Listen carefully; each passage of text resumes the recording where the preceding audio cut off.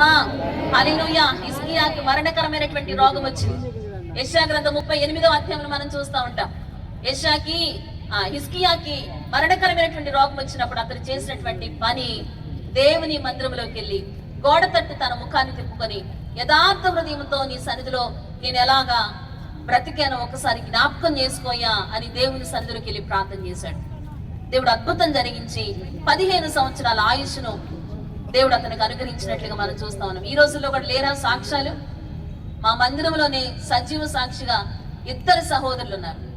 గడిచిన 15 సంవత్సరాల క్రితం, 16-17 సంవత్సరాల క్రితం ఇందిరా అనేటువంటి సహోదరు ప్రేక్షకులు పరిచయం చేస్తున్నారు. ఇప్పటికీ పరిచయం చేస్తారు. ఇప్పటికీ మా మధ్యలో ఉన్నారు.